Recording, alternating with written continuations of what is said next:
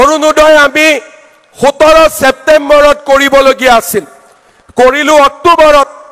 তাৰ মানে সেপ্টেম্বৰৰ টকাটো মোৰ লগত থাকি গ'ল। এতিয়া মাৰ টকাটো মই নোহোৱা কৰিব পাৰো নেকি? সেইটোতো মই নোৱাৰো, কাৰণ সেপ্টেম্বৰত পোৱা টকাটো অক্টোবৰত পালে সেপ্টেম্বৰৰ টকাটো ক'ত যাব?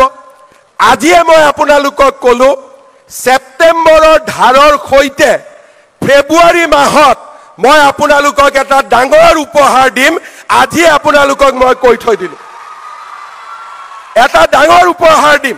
সেপ্টেম্বৰটো মনত ৰাখিম আৰু আগলৈ কি দিব পাৰো চিন্তা কৰি ফেব্ৰুৱাৰী মাহত, মনত আছে না নাই কোন মাহ বুলি ক'লো?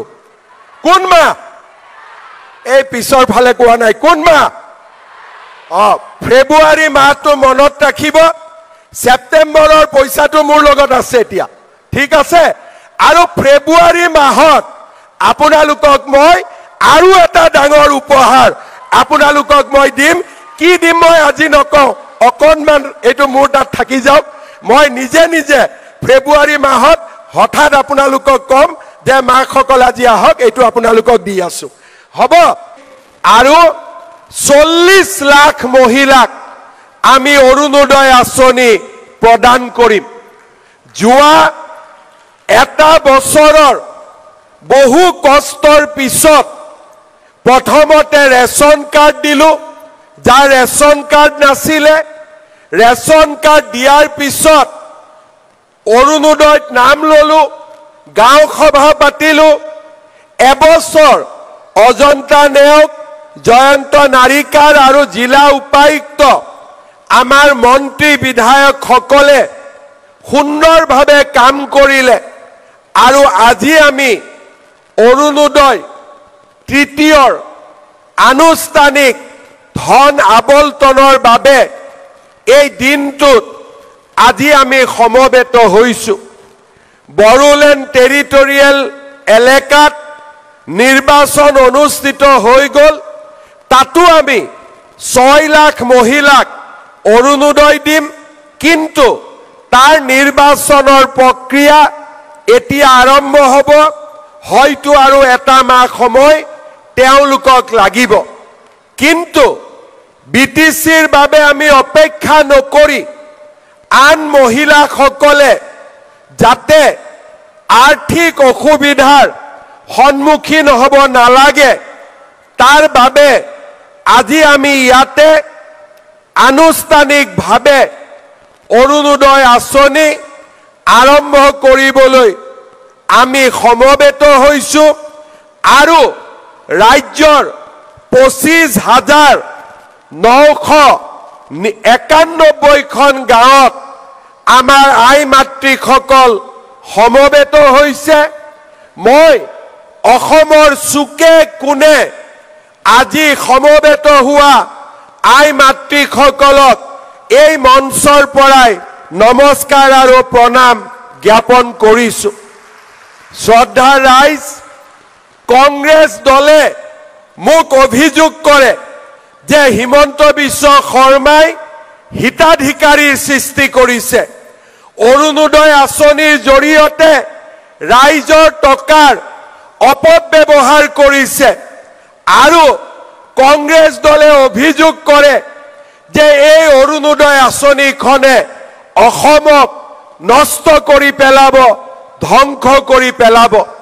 শ্ৰদ্ধাৰ ৰাইজ, আমি মাৰ পেটৰ পৰা জন্ম হৈছো আৰু সেই মাক যদি আমি কিমান সহায় কৰিছো, সি কেতিয়াও অপৰাধ হ'ব নোৱাৰে, সি কেতিয়াও দোষ হ'ব নোৱাৰে। মই মাজে মাজে কংগ্ৰেছৰ মানুহবিলাকক চিন্তা কৰো যে এওঁলোকে মাকৰ পেটৰ পৰা জন্ম হৈছিল নে নাই। যদি কোনোবাই মাকৰ পেটৰ পৰা জন্ম হৈছে, সেই মাকক সন্মান জনোৱাটো কেতিয়াও অপৰাধ হ'ব নোৱাৰে, কেতিয়াও দোষ হ'ব নোৱাৰে, ই কেতিয়াও পাপ কাম হ'ব নোৱাৰে।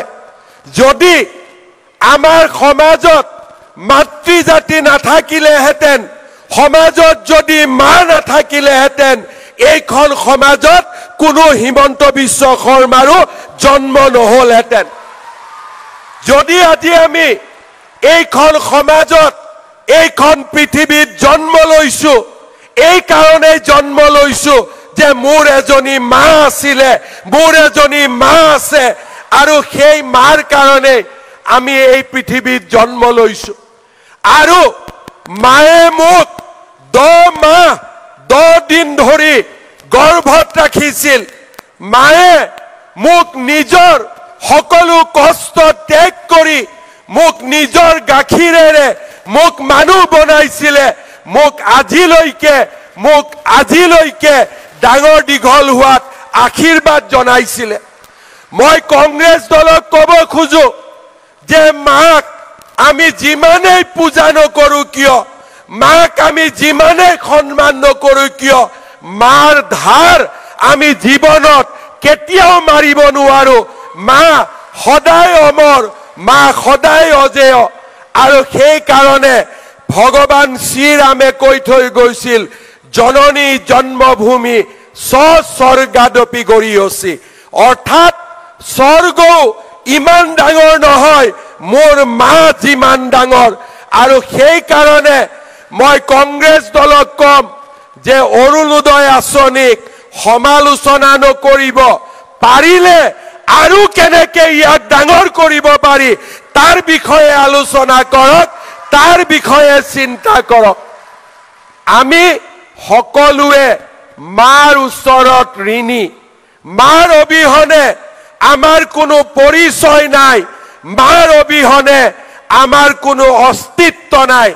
আৰু সেই কাৰণে আমি সদায় কওঁ, এয়া মাক আমি টকা দিয়া নাই, মাক আমি অকণমান অৰুণোদয়ৰ জৰিয়তে সন্মান যাচিবলৈ আমি চেষ্টা কৰিছো। এয়া হিতাধিকাৰী নহয়, এয়া মোৰ মাৰ ওচৰত থকা, মোৰ মাৰ ওচৰত থকা মোৰ ধাৰ, মোৰ কৃতজ্ঞতা, মোৰ প্ৰণাম যচাৰ এটা মাত্ৰ উপায়, আৰু তাক আমি কৰি গৈ থাকিম। আজি উপস্থিত থকা ৰাইজক মই ক'ব খোজো, কংগ্ৰেছে অৰুণোদয়ক যিমানে সমালোচনা কৰিব মই সিমানেই বেছি মাক অৰুণোদয় দি গৈ থাকিম, সিমানেই মই অৰুণোদয়ক ডাঙৰ কৰি গৈ থাকিম। আৰু মই কংগ্ৰেছক ক'ব খোজো, যিগৰাকী মুখ্যমন্ত্ৰীৰ ওপৰত 40 লাখ মাৰ আশীৰ্বাদ আছে, তাৰ আপোনালোকে চুলি এডালো সৰাব নোৱাৰিব। আপোনালোকে তাক বুজি লওক, আপোনালোকে তাক বুজি লওক। 40 লাখ মাৰ আশীৰ্বাদ আজি চৰকাৰৰ ওপৰত আছে, আমাৰ ওপৰত আছে। আছেনে নাই মাসকল? আছেনে নাই? আজি যিগৰাকী ব্যক্তিৰ ওপৰত, যিখন চৰকাৰৰ ওপৰত 40 লাখ মাৰ আশীৰ্বাদ থাকে, সেইখন চৰকাৰৰ বুঢ়া আঙুলি এটাও কোনেও লৰাব নোৱাৰে। সেই কথা আজি কংগ্ৰেছ দলে বুজি লোৱা উচিত। মই দুখ পাওঁ, মই কষ্ট পাওঁ যেতিয়া কংগ্ৰেছ দলে বাৰে বাৰে অৰুণোদয় আঁচনিখনক সমালোচনা কৰে। মোক সমালোচনা কৰক, মোক যি পায় তাকে কওক, কিন্তু অৰুণোদয় আঁচনিক সমালোচনা নকৰিব। আপোনালোকো মাৰ পেটৰ পৰা জন্ম হৈছে, তাক আপোনালোকে কেতিয়াও পাহৰি নাযাব। 50 বছৰ আপোনালোকে চৰকাৰ চলাইছিলে, কি কৰিলে অসমৰ মাতৃ জাতিৰ বাবে, সেই কথা আপোনালোকে এবাৰ চিন্তা কৰিব। কেইলেটামান সূতাৰ কাৰণে আপোনালোকে মাসকলক মিটিঙত লৈ আহিছিলে, ট্ৰাকৰ পৰা সূতা পেলাই দিয়ে, মাসকলে কাজিয়া কৰি এইটো পৰা কাঢ়িবৰ কাৰণে চেষ্টা কৰিব লাগে। আজি মাসকলে অৰুণোদয় পাবৰ কাৰণে ক'তো যাব নালাগে। মোদী ডাঙৰীয়াই বেংক একাউণ্ট বনাই দিছে, 10 তাৰিখে বেংক একাউণ্টত নিজে নিজে টকা সোমাব, কোনো ৰাজনৈতিক দলৰ মিটিঙত যাব নালাগে। অৰুণোদয় পাবৰ কাৰণে কাৰো মিটিঙত যাব নালাগে, মাত্ৰ 11 তাৰিখে ৰাতিপুৱা বেংকলৈকে যাব লাগে, ইমানেই মাত্ৰ কাম। হয়নে নহয়? হয়নে নহয়? শ্ৰদ্ধাৰ আই মাতৃসকল, আজি আমি আপোনালোকক আৰু এটা কথা ক'ব খুজিছো। অৰুণোদয় আমি 17 ছেপ্টেম্বৰত কৰিবলগীয়া আছিল, কৰিলো অক্টোবৰত। তাৰ মানে ছেপ্টেম্বৰৰ টকাটো মোৰ লগত থাকি গ'ল। এতিয়া মাৰ টকাটো মই নোহোৱা কৰিব পাৰোঁ নেকি? সেইটোতো মই নোৱাৰো, কাৰণ ছেপ্টেম্বৰত পোৱা টকাটো অক্টোবৰত পালে ছেপ্টেম্বৰৰ টকাটো ক'ত যাব? আজিয়ে মই আপোনালোকক ক'লো, ছেপ্টেম্বৰৰ ধাৰৰ সৈতে ফেব্ৰুৱাৰী মাহত মই আপোনালোকক এটা ডাঙৰ উপহাৰ দিম। আজিয়ে আপোনালোকক মই কৈ থৈ দিলো, এটা ডাঙৰ উপহাৰ দিম। ছেপ্টেম্বৰতো মনত ৰাখিম আৰু আগলৈ কি দিব পাৰোঁ চিন্তা কৰি ফেব্ৰুৱাৰী মাহত, মনত আছে নে নাই কোন মাহ বুলি ক'লো? কোন মাহ? এই পিছৰ ফালে কোৱা নাই, কোন মাহ? ফেব্ৰুৱাৰী মাহটো মনত ৰাখিব। ছেপ্টেম্বৰৰ পইচাটো মোৰ লগত আছে এতিয়া, ঠিক আছে? আৰু ফেব্ৰুৱাৰী মাহত আপোনালোকক মই আৰু এটা ডাঙৰ উপহাৰ আপোনালোকক মই দিম। কি দিম মই আজি নকওঁ, অকণমান এইটো মোৰ তাত থাকি যাওক। মই নিজে নিজে ফেব্ৰুৱাৰী মাহত হঠাৎ আপোনালোকক ক'ম যে মাকসকল আজি আহক, এইটো আপোনালোকক দি আছো, হ'ব? গতিকে ফেব্ৰুৱাৰী মাহত আপোনালোকক আমি আৰু এটা ডাঙৰ উপহাৰ দিবৰ কাৰণে গৈ আছো। লগতে আৰু এটা কথা আপোনালোকক ক'ব খোজো, অৰুণোদয় 3 সংখ্যা বাঢ়িলে সংখ্যাৰ লগত আঁচনিও বাঢ়িব লাগিব। সেইকাৰণে আমি কৈছো যে 1 নৱেম্বৰৰ পৰা আমি এটা নতুন আঁচনি আৰম্ভ কৰিম। ৰেচন কাৰ্ড সকলোৰে আছে নে নাই? হাত দাঙকচোন। আমাৰ বুথতো হাত দাঙক, যোনে যোনে চাই আছে আমাক। ৰেচন কাৰ্ড আছে নে নাই সকলোৰে? বঢ়িয়া। এই ৰেচন কাৰ্ডত আমি কি পাইছিলো? এতিয়ালৈকে আমি ৰেচন কাৰ্ডত চাউল পাইছিলো।